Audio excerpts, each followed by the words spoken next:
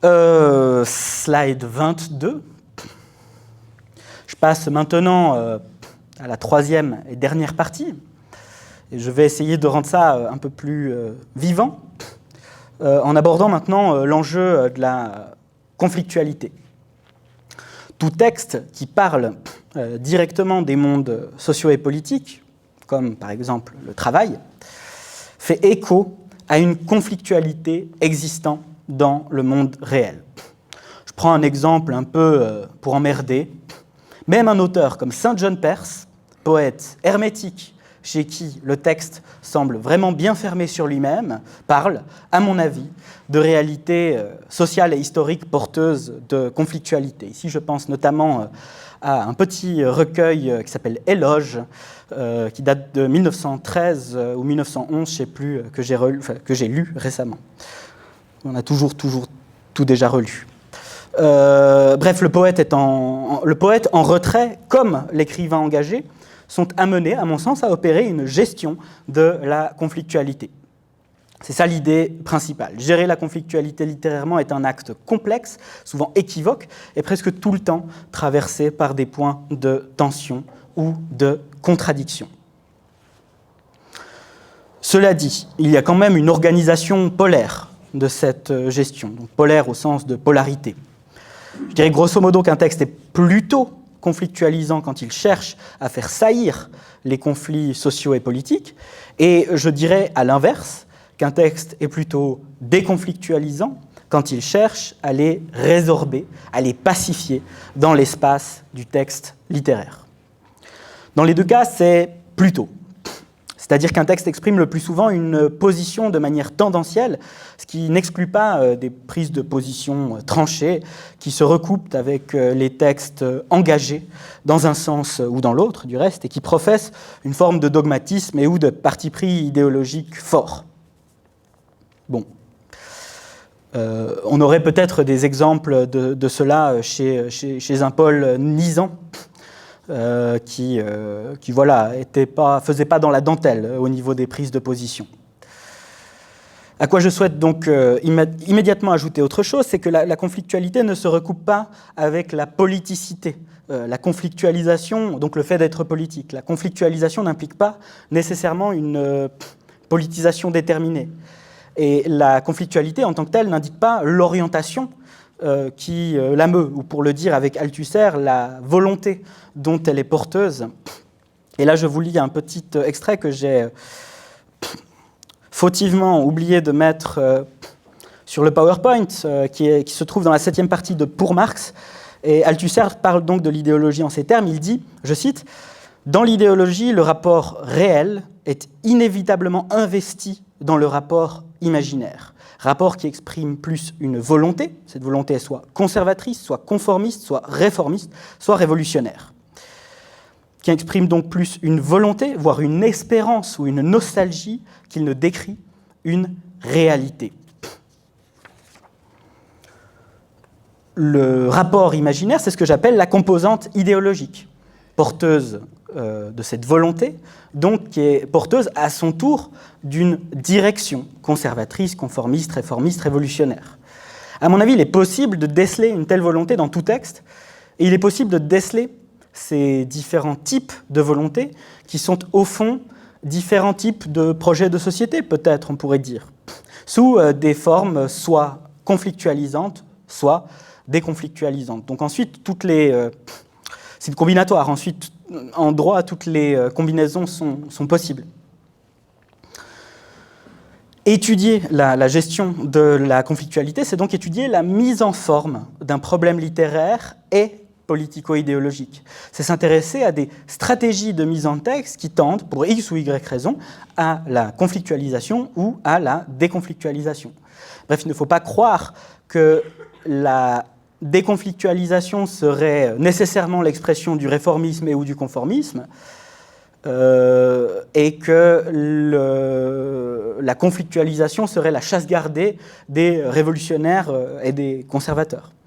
Mon avis sur la question est que de toute façon, il est important en fait, d'étudier les textes dans leur singularité, dans la logique qui est immanente au déploiement de l'œuvre, du texte, sans quoi ça n'a aucun intérêt.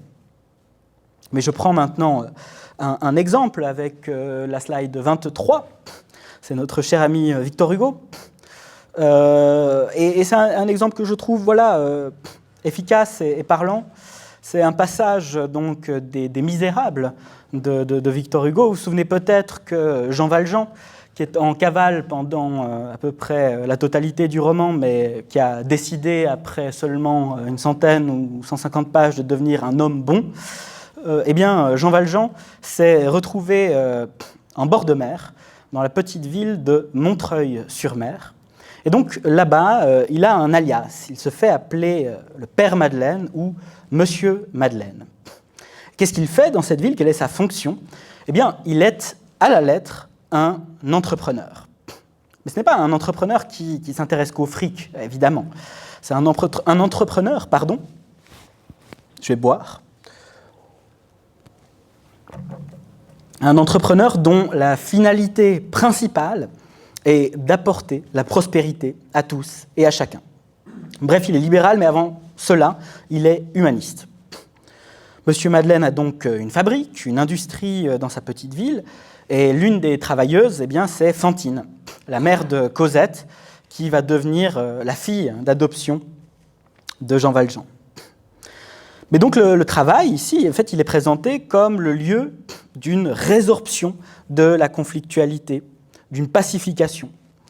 Dans le modèle de la société idéale présenté par Hugo, c'est la figure du grand industriel humaniste qui impulse un progrès qui est double, qui est à la fois économique, même triple, économique, technique et moral. Et qui, par sa vertu, en tant qu'homme bon, parvient à tenir les trois ensemble. Bref, tout ce qu'il pourrait y avoir de conflits, et Dieu sait qu'il y en a, des conflits si on regarde sur l'ensemble des Misérables. Tout conflit dans le lieu de travail est ici désamorcé par l'industriel vertueux, qui est donc l'opérateur d'une déconflictualisation du social. Je vous lis maintenant, avec la slide 24, un petit extrait. De temps immémorial, Montreuil-sur-Mer avait pour industrie spéciale l'imitation des jais anglais et des verroteries noires d'Allemagne. Cette industrie avait toujours végété à cause de la cherté des matières premières qui réagissaient sur la main-d'œuvre. Vers la fin de 1815, un homme, un inconnu, c'est donc Jean Valjean, alias Père Madeleine, était venu dans la ville et avait eu l'idée de substituer dans cette fabrication la gomme laque à la résine, et pour les bracelets en particulier, les coulants en tôle simplement rapprochés aux coulants en tôle soudés.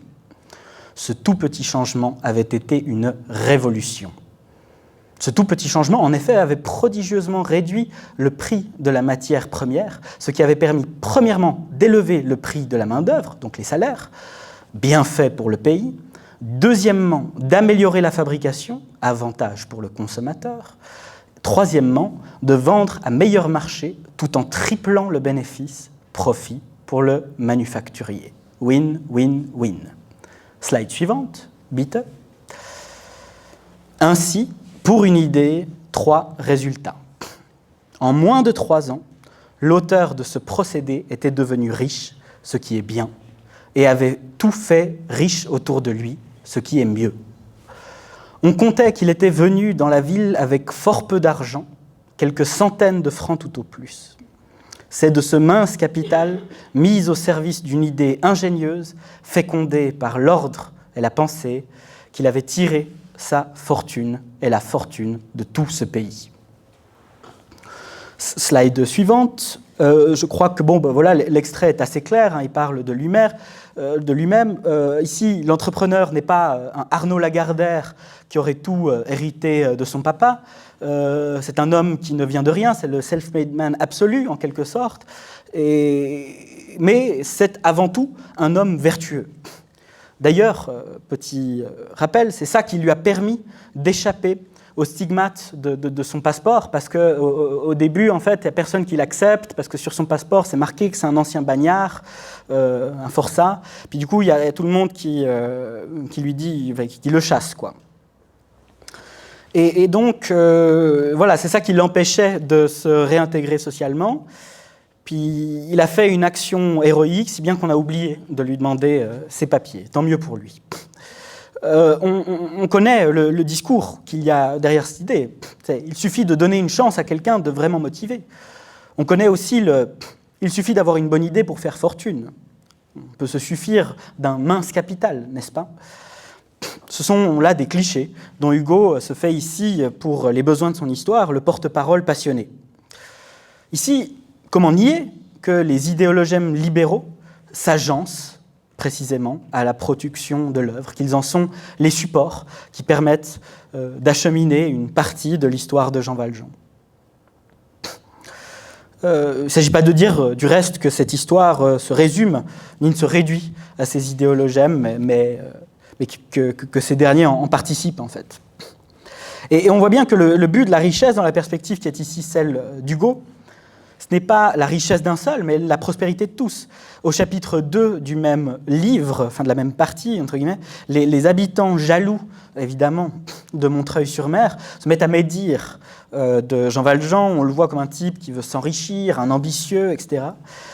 Bref, il n'arrive pas à voir sa vertu, mais il l'est vertueux. Il est, comme dit le texte, la cause et le pivot du changement qui se produit alors dans cette ville d'où disparaissent miraculeusement le chômage et la misère en même temps qu'apparaissent, je cite, la vie saine du travail et le pain. Bien, c'est du pain qu'il avait volé au début. Bien, en un mot, on voit très bien ici que la figure de l'entrepreneur vertueux sert à déconflictualiser le social. La ville prospère devient un nouvel Éden, un nouvel âge d'or où l'abondance donne de tout en suffisance. L'espace du texte vient offrir, en quelque sorte, une solution imaginaire à la conflictualité de la division du travail. Ici, ce qui se manifeste, c'est une confiance infinie dans l'idéologie du progrès, immédiatement technologique, économique et morale. Win, win, win, comme dit un autre entrepreneur fictionnel. En bonne logique, il faudrait que je termine par l'évocation d'un texte conflictualisant. Je ne vais pas le faire, je me borne à vous indiquer que les autres textes qui parlent de l'affaire France Télécom, dont je vous ai parlé, là, que j'ai étudiés, sont quant à eux clairement conflictualisants. Je les ai qualifiés, il y en a 3, de textes en lutte. Et juste pour vous donner l'idée de qu'est-ce que c'est une stratégie de représentation dite conflictualisante, un exemple donc, eh bien, ils choisissent de représenter, eux, les suicides, non pas comme des suicides, mais comme des mises à mort. Je laisse ça là, on peut en rediscuter éventuellement, mais ça dit assez clairement l'intention du texte que je qualifie donc de conflictualisante. Intention du texte qui vise à proposer donc une autre manière de comprendre ou de voir les suicides des salariés dans l'entreprise du CAC 40. J'arrive à ma dernière slide. J'espère que je n'ai pas parlé trop vite, trop incompréhensiblement ou trop ennuyeusement. Mais voilà, pour terminer, je voulais plutôt insister en fait, sur le fait que la gestion de la conflictualité, telle que je la conçois, doit permettre de lire les textes comme des espèces de prises de position en mouvement, si on veut. Et le but, c'est de pouvoir étudier en fait, ce mouvement tiraillé de la conflictualité qui travaille l'œuvre, et qui est au travail dans l'œuvre, et qui apparaît peut-être un petit peu comme la traversée d'un fantasme. Là encore, psychanalyse. Ainsi, il ne s'agit pas simplement de dire telle œuvre est conflictualisante, telle autre est déconflictualisante, pour pouvoir faire un petit classement avec des cases décernant une note de fréquentabilité aux auteurs. Non, ce n'est pas de ça dont il s'agit. Ce dont il s'agit, c'est véritablement d'étudier de manière approfondie l'entremêlement des significations politiques, idéologiques et littéraires. C'est en comprenant comment ça fonctionne qu'on saisit mieux comment les discours se saisissent de notre imaginaire et comment, avec nous, ils font œuvre sur cette logique de l'agencement que j'ai indiqué plus haut. Donc, agencement composante qui vient s'articuler, fonctionner comme support à la structure de l'œuvre. Bref, ça me permet d'approcher, selon un mot de Pierre Macheret, que j'affectionne beaucoup, la complexité réelle de l'œuvre, et non d'en rester à la surface, ce que j'ai indubitablement fait, et peut-être de manière injuste, avec le texte d'Hugo, par exemple. Mais voilà, avec tout ça, parce que j'étais que sur une petite zone, voilà. Mais voilà, avec tout ça, je n'ai pas dit ce que pouvait signifier faire œuvre d'émancipation. Mais à l'heure où l'on se gausse sur le cadavre de la littérature engagée, j'aimerais réussir à travers mon travail, notamment à essayer de la réanimer. Travail en cours, donc. En tout cas, il me semble qu'il est important de commencer par essayer de s'émanciper d'une partie de notre héritage de pensée, mais pour mieux, je l'espère, le rénover et le réactualiser. Voilà, c'est une conclusion un peu fruste, j'en conviens, mais en attendant, j'en ai terminé. Je vous libère, je vous remercie chaleureusement de m'avoir écouté. Merci.